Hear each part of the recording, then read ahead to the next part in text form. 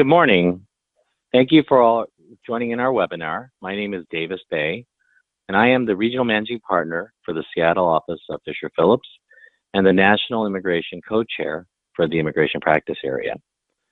Today, what we'll be talking about is the new ICE, the activities within Homeland Security that relate to immigration compliance, in particular for the hospitality industry. I'd like to say that at the end of the seminar, we will be taking questions, so you are welcome to put questions into your chat box, and I'll try to answer them as time allows. In addition, the presentation and the recording and the HR certificates will be made available after the seminar.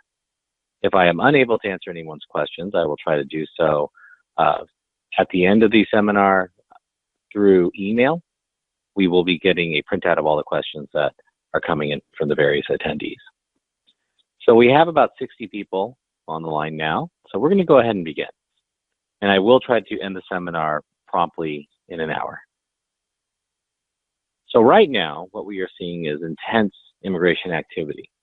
This is particularly true in states which are considered to be sanctuary states or sanctuary cities or jurisdictions. This is part of the Trump campaign strategy, where immigration reform has been seen to be a problem that was created by people who have the financial ability to hire cheap labor that want amnesty and open borders. This isn't to say that people who have an attitude favoring Trump or negative to Trump is a political belief that we disagree with. We are simply laying out the simple strategy that Trump had laid out in his campaign. We do recognize that people have different attitudes towards immigrants and the use of immigrant labor. On this slide, what you see is a picture of Tom Homan. He is the current ICE director. They are on an initiative to quadruple enforcement activities and hire an additional 15,000 ICE officers, in part to aggressively pursue fines and arrests associated with the I-9 compliance initiative. The I-9 has been available since 1986, but it wasn't until the Obama administration that there was intense activity with regard to I-9 audits. And again, because of the conflict between various states and the administration, there's clearly an agenda to address those states first. I can tell you from my personal practice that I have received 5 ICE audits in over a week.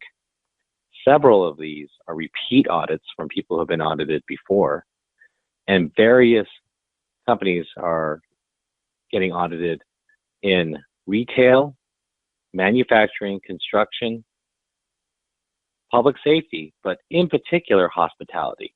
Hospitality has long since been a favorite target for ICE. Also, it's important to notice that the government has taken a big shift in terms of how they are addressing immigrant investigations. And it was Officer Homan who just very recently, a few months ago, made a public statement that he stands around, which is that immigrants should be afraid. And he has no grievance with trying to make that clear. But the problem with immigration isn't simply enforcing the law, it's the size of the issue. We have approximately 230 million people in the United States, with an undocumented population of 11 to 13 million people. Considering that so many of those people who are undocumented are actually part of the workforce, approximately 6% of our workforce doesn't have work authorization or relies upon work authorization through programs like DACA. And we'll go into DACA a little later on in the presentation. But again, the areas of traditional scrutiny for ICE has been retail, construction, agriculture, and hospitality. In the past year, we've also seen an increase in the fines that have been placed upon employers. They have essentially doubled in the past year. And if you have any evidence of continuing to hire or knowingly hiring people without without status, and this could include people who had work authorization but failed to continue on renewing their work authorization and you continue to employ, you can see how the fines for subsequent violations can go into $20,000 per instance. So immigration compliance is a financial burden that companies and their owners must be highly aware of. There is no corporate shielding from ICE. If you're an employer who has been found to violate immigration compliance, you can be personally liable for failure to have proper immigration compliance procedures. So the fundamental document within all immigration compliance investigations is the I-9. And what I want to make clear for all the people on the webinar is that your job is not to be a perfect examiner of immigration documentation. Your job is to complete the I-9 form in a timely manner, which means having Section 1 completed on day 1 of employment or after offer and acceptance of employment. And Section 2 must be done within 3 days of that first date of hire. There are amazing documents which are not genuine. But when you look at documents, your standard is that of reasonableness. Are the documents reasonably genuine and relate to the person who is in front of you? Like many government forms, they have the illusion of simplicity. The 2-page form, which makes up the I-9, comes with 15 pages of instruction. And if you actually read the handbook for the I-9, it's almost 70 pages long. And in our review of thousands of I-9s, we've identified almost 100 different ways this 2-page form could be incorrectly completed. Most I-9 violations, though, come from the basic fundamental requirements. All employees, including owners, who show up in payroll records must have an I-9 if they were hired after November 6, 1986. Section 1, as we stated before, must be completed no later than the first date of employment, but no earlier than when there is offer and acceptance. You cannot include the I-9 in the general application for employment form because there has been no offer and acceptance. You must wait for that before you give them the I-9 because you are exposing yourself to information that could be used for discriminatory purposes. You remember that the I-9 is not only there to make sure that people have been vetted for proper work authorization, but it is also a discrimination trap where employers can easily use the information for discrimination, and they will be held accountable if they do so. Section 2 is the employer section. This is a section where the employer must review the documents that establish work authorization in person. So therefore, there's no Skyping, there's no virtual reviews. This is hard for people who have remote employees. And it's essential that this is done by the 3rd business day. Immigration has advised us that the 3rd business day means the 3rd day after the first day of employment. So if you hire someone on a Monday, the 3rd day is a Thursday. If you hire someone on a Friday, the question comes up, do the weekends count? The government has made clear it's the 3rd business day, but it is unclear whether it's defensible to not include weekends if the business isn't open. I tell my clients to avoid the defensible position and always do it by the 3rd calendar day, just in case. The other thing that's important to know is that every box on the I-9 form must be completed as appropriate, but where it is not appropriate to complete a section of the form, or it is optional, you can't put N/A, which stands for not applicable. There is a special rule for Social Security numbers, which we will get into in just a bit. So there is a question about electronic I-9s and then the SMART and the dumb form. 2 versions ago, USCIS offered a SMART version of the form. And it offers basic error checking, but it is essentially a fillable PDF. There is the traditional form, which is just a standard PDF, which you can complete by hand. But the SMART form of the I-9 is not an electronic I-9. Electronic I-9s are private systems that are very frequently attached to an HRIS tool that you can use as part of your overall platform for HR compliance.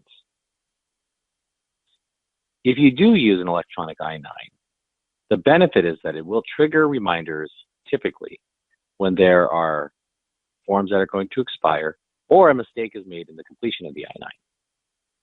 They are reasonably priced. However, it is very easy to get a sanction with an electronic I-9 system if you use it improperly. It is important to note, too, that where electronic systems are used, where people assist as a preparer translator, that you should mark off the box for preparer translator in the section directly below the area where the employee certifies that they are eligible for work authorization on page 1. So what we have here is a properly completed page 1, and I want to highlight a couple of the sections. Firstly, the address.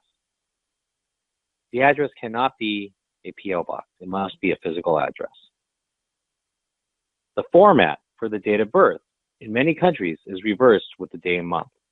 So pay attention when the employee completes the sections to make sure that they are doing it properly. The Social Security number section is not required unless the employer does E-Verify. If you do E-Verify, you must complete the Social Security number section. The employee email address and phone number are both optional. You do not have to have the employee complete that. And if they ask you if they need to complete that, you can simply tell them it is your choice, and you can put N/A if you do not choose to do so. If you leave it blank, I have not seen that become something that the government has sanctioned. The important sections of page 1 relate to the question of what is their basis of work? Are they a citizen, a non-citizen national? Non-citizen nationals are people who come from certain areas such as Micronesia, where they have the right to work in the United States, but they are not citizens. A lawful permanent resident, also known as a green card holder. And if they do check off permanent resident, you should be able to find very quickly the A number or USCIS number and include that next to box 3. And then box 4 is particularly important. Box 4 is where someone has a work authorization card that has an expiration. And this is very important if you get one of these work authorization cards. And there are millions of these cards out there, where if someone has a work authorization that's going to expire, you must have a system to remind yourself before that document expires to re-verify their employment. Remember also that some of these forms of re-verification are complicated. And when in doubt, go to the M274, which is the Handbook for Employers for I-9s. Or you can speak to someone like me or some other HR consultant who has deep knowledge of I-9 forms. The problem becomes if you deny someone employment and they had perfectly reasonable work authorization, that can be found to be discriminatory. If you check off box 4, or if the employee checks off box 4, please remember that they have to put in either their A number, I-94 number, or passport number below in the sections indicated. The most common problem with section 1 is the employee forgets to either sign or date the form. And what I usually explain to my clients is, if the employee who completes section 1 does a very poor job of completing section 1, it is not the employee who gets sanctioned, it's the employer. So it's essential for an employer to take the time after section 1 is completed to make sure the employee has done a proper job and contemporaneously make those corrections if possible. As you will find out when we discuss the retention period, if the employee quits immediately after their first day of employment, you must retain the I-9. And if ICE finds that you have not done a proper job of the I-9 in section 1,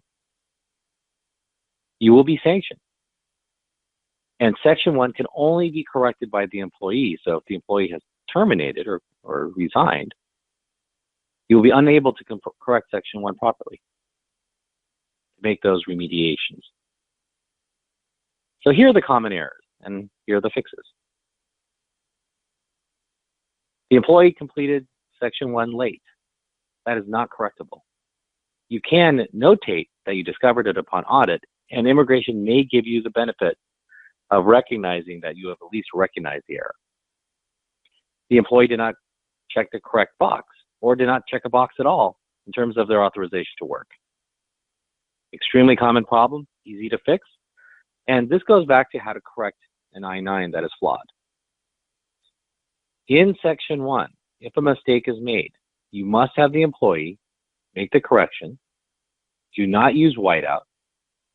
Simply have a single line drawn through the correction, initial and date the correction, and if necessary, have the employee or the employer write in the margins as to why the correction was made. In terms of explanation for corrections, that is something the employer can do, but they cannot make the change directly into the Section 1 area. Remember that a missing Social Security number may not be required unless you're doing E-Verify, so that may not be actually a mistake. And if the employee failed to check or fully complete the status box, remember again, that is completely correctable. One area that is confusing, though, is whether the employee can correct a signature and a date if they forget to do it. If they can recall the specific date that they completed the I-9,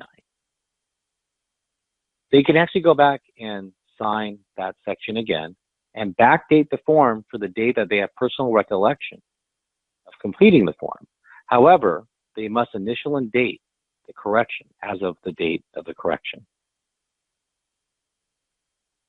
If they cannot recall the actual date of the correction, they must put into the box, do not recall, and initial and date the box. If they cannot recall the date, it is as if they've never done it. However, at least by remediating or correcting the mistake as best as possible, ICE might take a lenient attitude towards an employer for efforts to correct the mistake. Directly below the signature of the employee is the Prepare and Translator section. Very simple to note, and here is an example of how you would complete it. So I'm not seeing any questions on Section 1, and it might just be that Section 1 is that easy. But please feel free to start putting those questions as we go along. Now, the I-9 form used to be a one-page form, but now it is a two-page form. And because it's a two-page form, it's important that page 2 starts off with notating who the I-9 is for. I have had many audits where I cannot associate page 2 to page 1 of a particular I-9. So it's very important that you complete that top section. And at the end of that section, there's a notation that says citizenship or immigration status.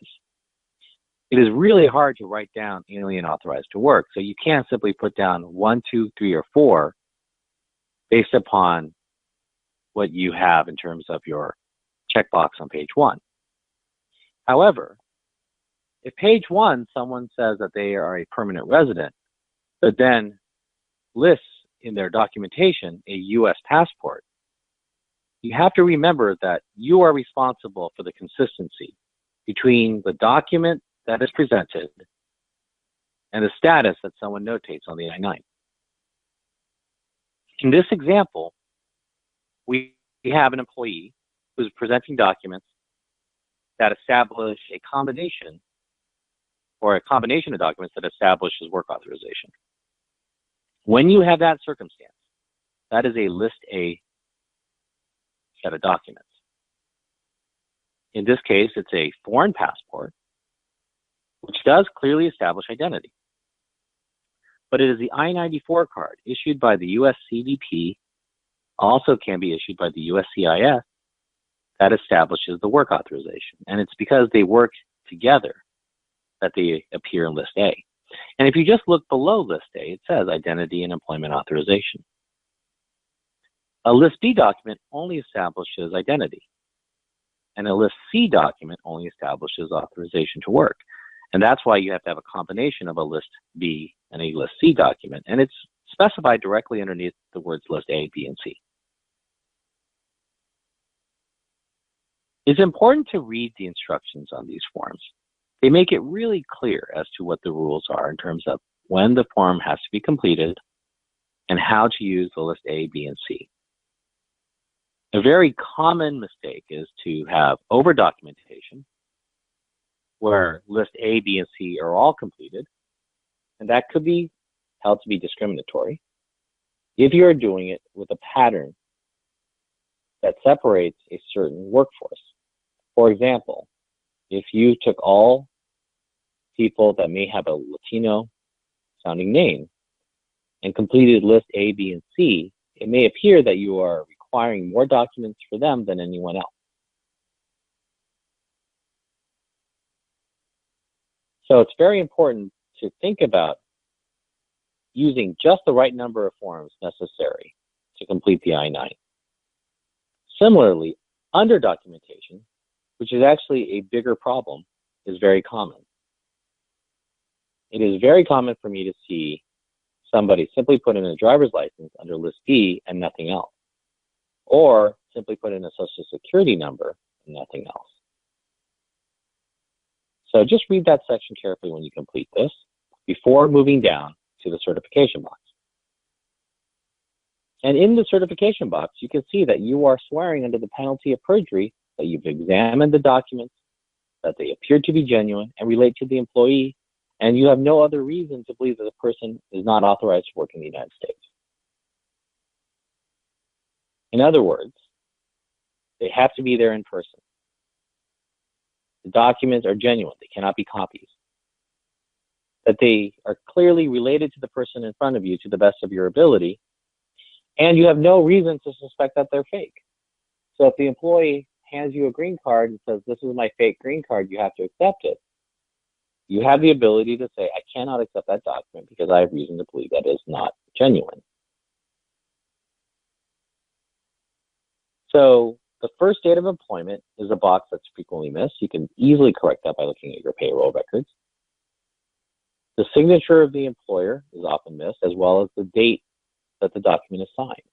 And just like in Section 1 and Section 2, if you could have the person who perfectly remembers the date that it was completed, they can backdate the form, but they must notate the correction. And there is a box in Section 2, but you can use the margins to explain any corrections that are being made. Remember again, and I want to stress this, do not use whiteout. While it is not technically an error, immigration will generally assume the worst with whiteout because they cannot understand what happened. It is destruction of the audit trail. There is a question frequently about what is an authorized representative. And this is particularly helpful for when you have workers who become employees through field offices or are remote employees, especially within the technology industry. An authorized representative is someone who the company authorizes to complete the I-9, must fulfill all the duties of the I-9, just like any other manager within the company who's doing the I-9. And the company assumes any liability that that authorized representative puts out. For example, if your authorized representative says, "I only want to hire U.S. workers, I only want to hire U.S. citizens," well, that's discriminatory. If the authorized representative says, "I don't understand all these different kinds of documents that can be used within the I-9, and I only want to accept documents that include a passport, driver's license, and social security number," that's a violation of the rules associated with the I-9 form. So you must instruct the authorized representative on how to do the I-9 form properly. You could have the authorized representative clear the I-9 with you before finalizing it and releasing the employee. It's just important to remember that the authorized representative must see the documents and the person in front of them. They cannot do it remotely. Otherwise, you could have done it remotely yourself. So here are the common errors that we see in Section 2. There's no start date listed in the certification box. That's easily correctable. There are documents that are missing some elements, such as the issuing authority, the document number, or the date of expiration. Those are also correctable. There are too many or too few documents listed in A, B, and C, also correctable. And the employer signature box is incomplete. That is potentially correctable if it can be corrected based upon personal knowledge. It's important to remember that some of these corrections do require the employee to come back in person to make the correction. This is not the employee's fault for failing to complete the I-9 form, so employers should be very, very supportive of the employee coming back in to correct these forms. It is a process that is inconvenient for the employee. So we typically tell people in their correspondence that you ask very nicely to partner with HR within a reasonable period of time to make this correction to a very important government form. You do not have to call them into the office the same day, and there is no assumption in any way that someone who hasn't had the I-9 form completed properly should suddenly be determined to not have authorization to work in the United States.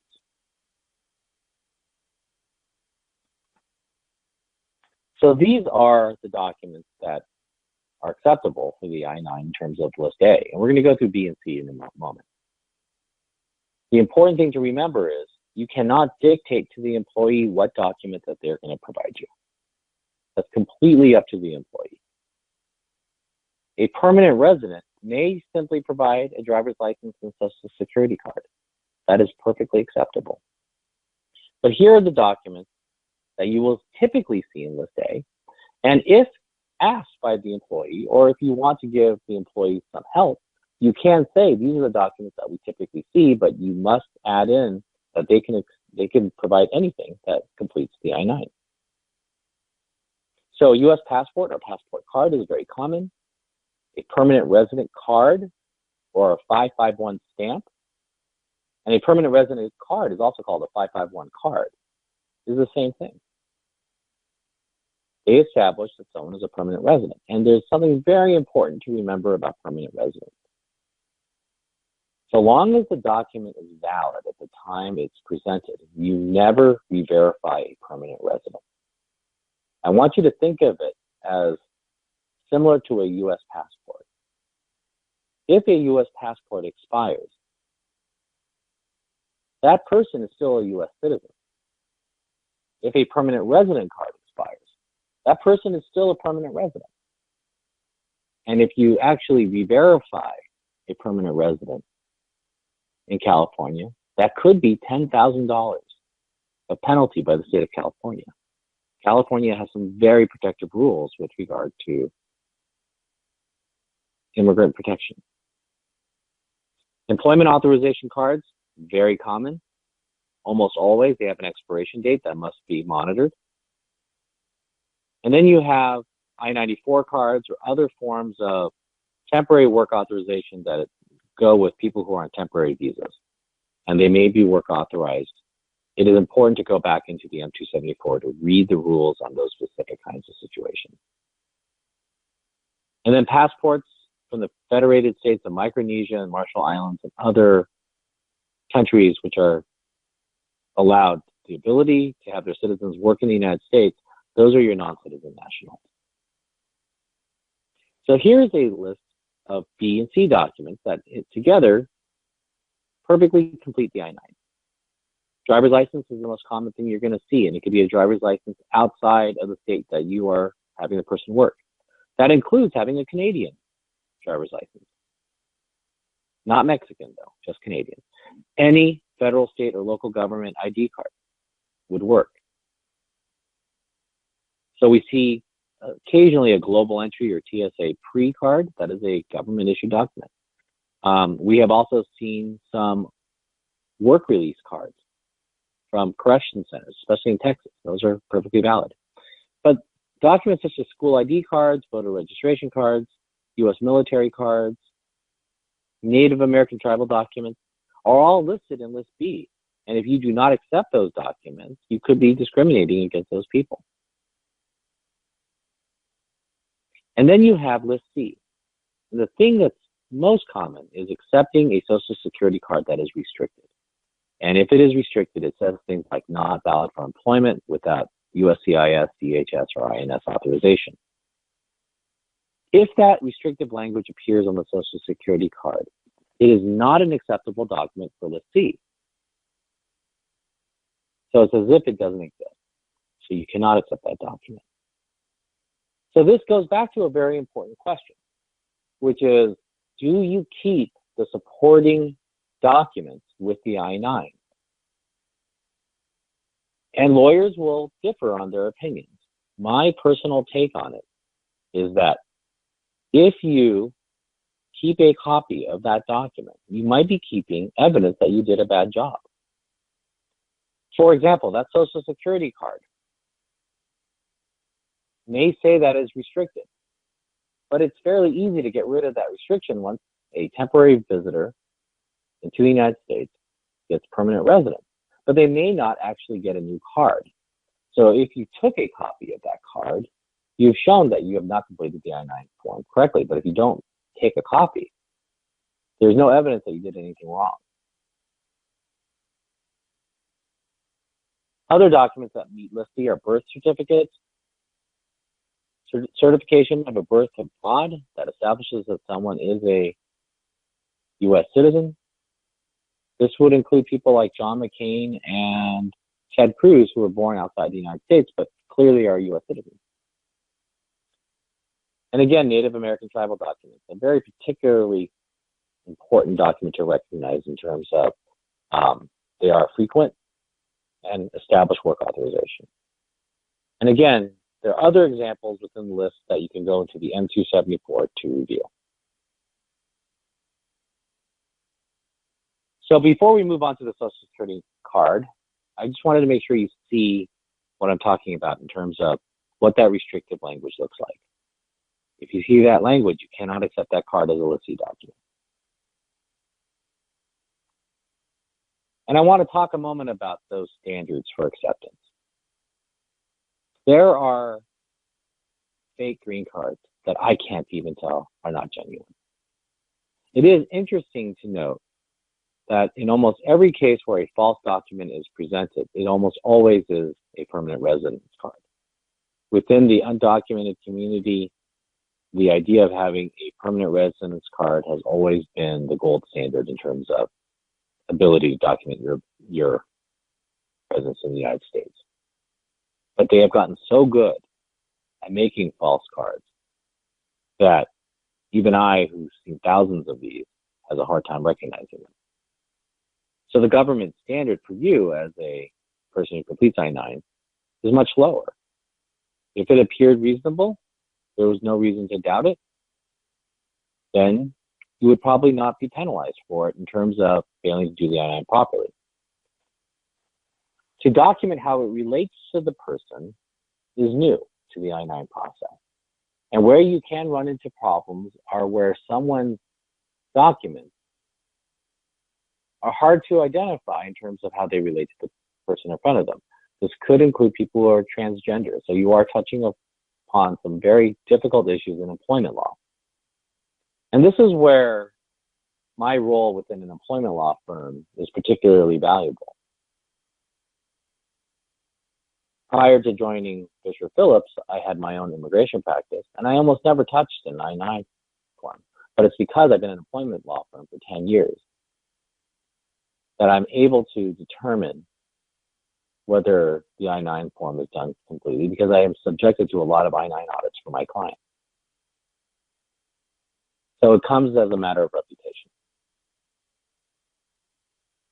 This document clearly shows why you cannot accept this this driver's license. You have a picture of a man and a woman together in the document. If you made a copy of that, clear evidence that you have not done a proper job in terms of your I-9.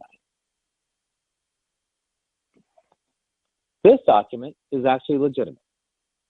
It's incredibly old, a very early form of the green card. There have been many versions of the green card and Social Security card. There's been over 50 different versions of the Social Security card, and they have been issued by different agencies. But this particular green card cannot be used because it is impossible to identify what that specifically relates to an individual who's an adult. Many of us carry this card. It is not acceptable as a List B document. Because even if it does have your picture on it, it is not government issue.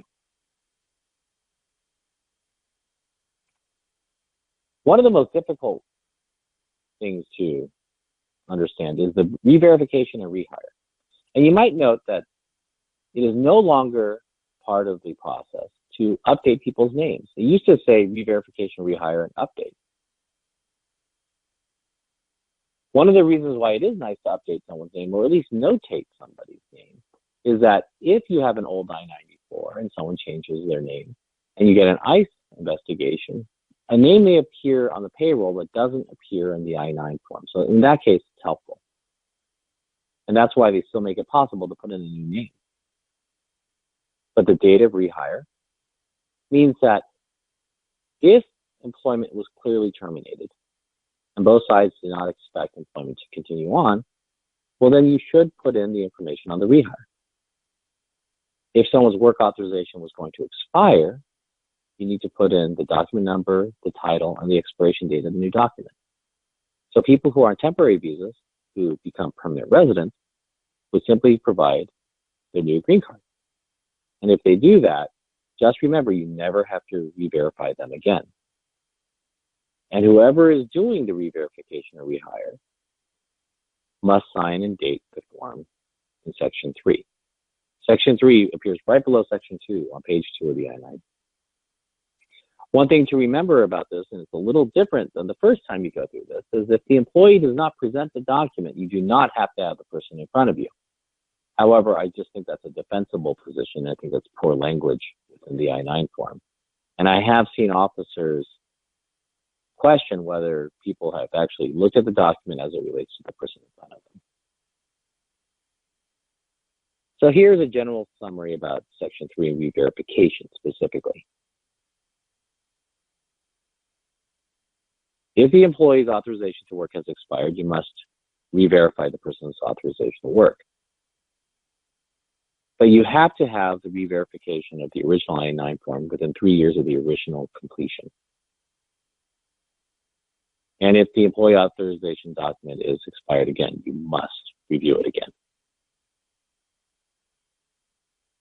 The question of e-verify is coming up more and more, and there are many of you who have locations in states that require e-verify.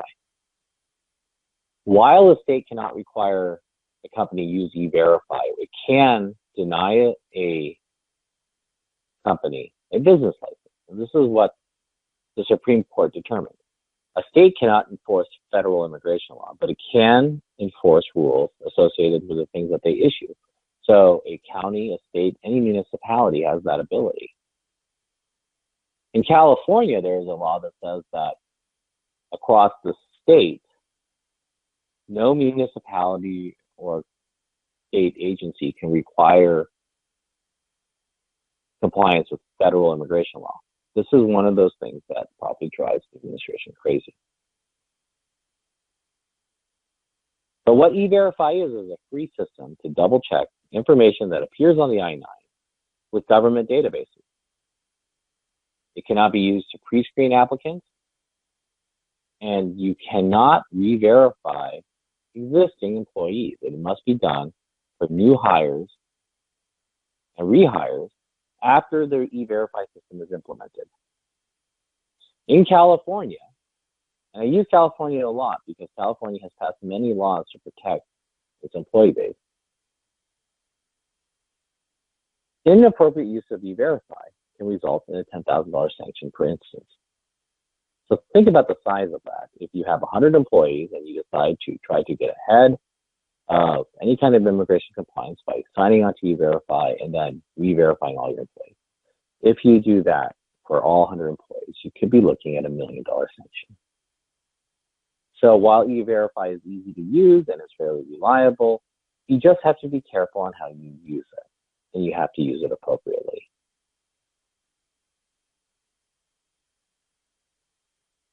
Do I recommend my clients to use E-Verify? That is a question that I am asked more and more. And if you are in the technology industry, you may have a really good reason to use E-Verify because of certain benefits you get in terms of hiring students and their ability to work in the United States. But outside of that, unless you're required to do it by the state or a federal contract if you work with the government, you don't really have incentive to do E-Verify. But where I have changed in my advice to my clients is that E-Verify is popular on both sides of the political spectrum. So if there is any kind of immigration reform, I would expect E-Verify to be required nationally. And if you have the time and the capacity in terms of staff to do E-Verify, it may be time for you to consider getting ahead of the curve. However, if it is not possible because of time considerations or resources, then you don't have to do it if you're not required to do so. I would say that it takes about 15 minutes more per form to do E-Verify. And it's a simple online system that requires you to do the same thing that you would in terms of Section 2 of the I-9 form in terms of timing. So again, it's new hires and rehires, unless the federal contract that you have requires E-Verify for existing employees, which is very rare. You must allow employees to contest a mismatch if one comes up. These mismatches are called tentative non-confirmation. If you use E-Verify, you must put in the Social Security number into the I-9 form for any new hires. You cannot use this to pre-screen or discriminate against people. And you have to put a couple of posters up and agree that USCIS allows access to the data, or you have to agree to allow USCIS access to the data. There is an element of photo matching with E-Verify. And if you use a driver's license, a permanent resident card, a passport, a U.S. passport, a permanent resident card, let me say that again. A U.S. passport, a passport card, a green card, also called a permanent resident card, or an employment authorization document, you must make a copy of that document to E-Verify. So moving back to the I-9 form and away from E-Verify, the retention requirement for the I-9 form has a complicated little formula. You must hold on to the I-9 form for at least 3 years from the date of hire or 1 year from the date of termination, whichever is later. So you could simply put those dates down, determine which one is longer from the date of termination, and that's the date that you could purge that document. What I recommend employers do, if it's a smaller employer who simply has the I-9 forms, is separate those from any kind of employment form or employment folder. You are not allowed to keep those together because you will have a very difficult time producing an I-9 if you get a notice of inspection, if you have them buried within the employment folders. Remember that with the I-9 form, any active employee, you should organize them out alphabetically. But once they are terminated or they resign, you can move those I-9s into another binder, which is organized not alphabetically, but by the date the document can be destroyed. So why do we do these I-9s? We are required to do it by law, but how it is enforced is through the process that you see on the screen now. This is directly out of the immigration website for ICE. And it all centers around this thing called the notice of inspection. And again, notices of inspection will quadruple around the country, and particularly in certain industries that we mentioned before, and hospitality is front and center.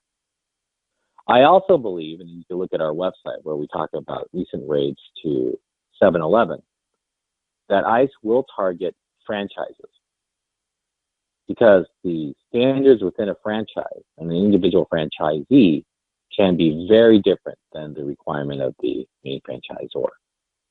So if you are a franchisee and you have another franchisee that you hear has an ICE audit, it may be possible that you will get one too simply by the association.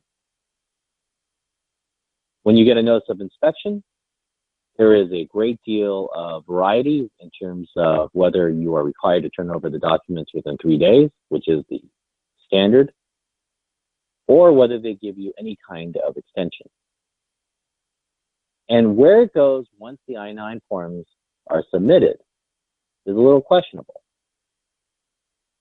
The first thing that they do in addition to the I-9 forms is they typically want to see corporate information to see who owns the company. They want to see policies and procedures for how the I-9s were maintained. They will have you fill out a chart of all the current employees, and they may ask for the terminated employees. That is inconsistent in terms of the terminated employees. I can tell you that if the I-9s look particularly bad and you have a lot of people who are clearly undocumented, they may go back and ask for the terminated documents. So you submit all these documents to ICE. And remember, ICE does come to your door, typically not in plain clothes, but in uniform and sometimes armed. And if ICE comes to your facility, you should have a protocol as to who meets with ICE. Try to keep them away from your general workforce.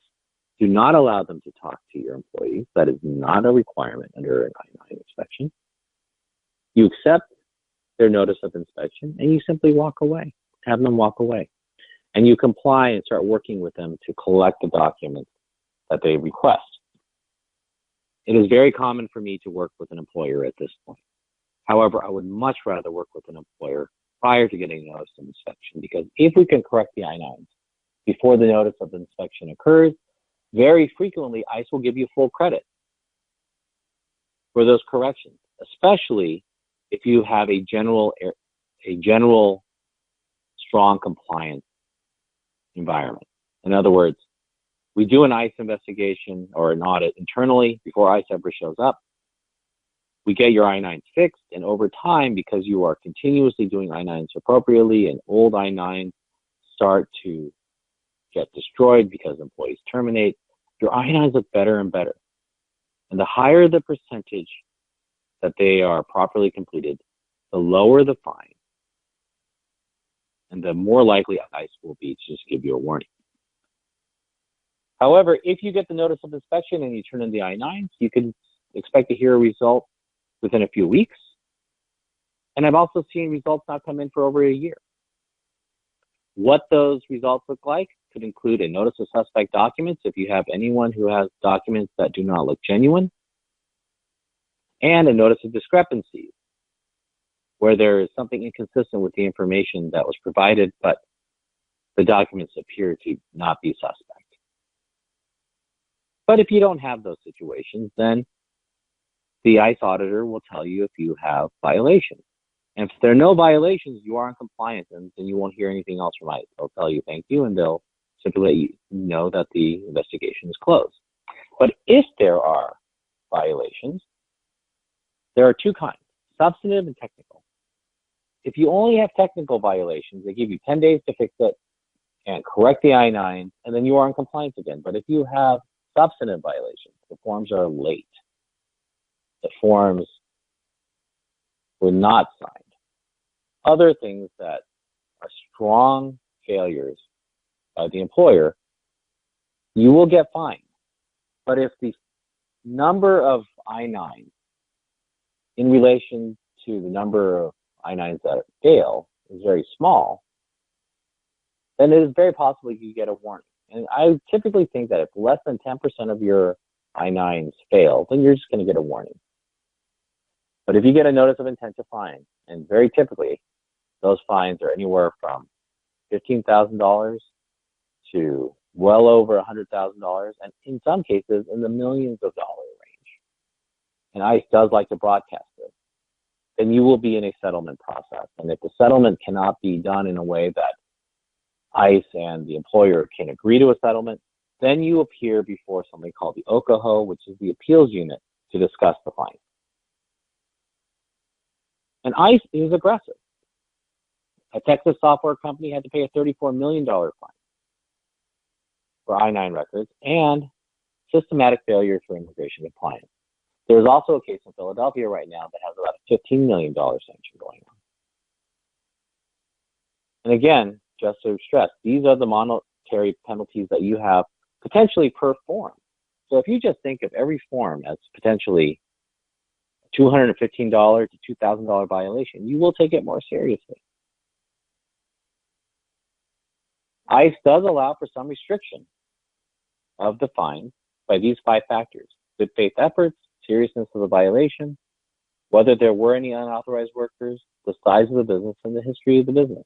It can increase the fines by 25% or reduce them. I can tell you that if you get an ICE audit and join E-Verify, they will typically give you a 5% reduction just for that alone. So another good reason to consider whether you want to do E-Verify. If there can be seen a pattern or an intention to defraud the government, you could get criminal sanctions. While it is very rare, it does happen where the person who's completing the I-9 or the owners of the company are found to have harbored or intentionally defrauded the government. And then you are looking at a federal investigation and potential jail time and heavy fines. So to close out, this is a new world under the Trump administration. It is part of the campaign promise. In the hospitality industry, because of the nature of many of the employees and where you might find migrant labor, has a heavy risk to have undocumented workers. So the chances are that we will see a mandatory E-Verify system. We will continue to see tightening of the border. Whether it actually results in a wall is unclear. You will see increased enforcement actions. And again, we've already started seeing that. And they're getting more and more aggressive in terms of arrests. We haven't seen an increase in deportations, but we also have seen much more activity, which could result in more deportations or removals from the United States. And then in terms of very specific programs, there is that program called DACA, or Deferred Action for Childhood Arrivals.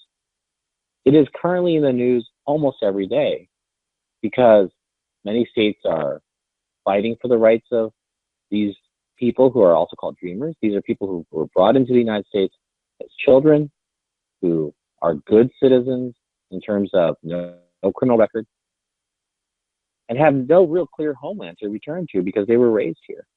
Well, they have been called dreamers, which is a DREAM Act is something that we've been trying to pass for 20 years. And it is the fundamental issue that caused our last two potential government shutdowns. And we have another one coming up on March 23rd. So pay attention to DACA because it can affect employers. And there's over 750,000 of these work authorization cards that will eventually sunset or be eliminated. And then the last thing is that there will be major changes to traditional legal immigration, such as the H-1B visa category. And we saw new memos on that today. So at this point, I'd like to reserve a couple of minutes for any questions. And if we have no questions, I'd like to thank everyone for their time, and they will receive a copy of this presentation and the recording and HR certificates. We appreciate everyone who listens in to our webinars. We have them frequently. And I thank you for your time today.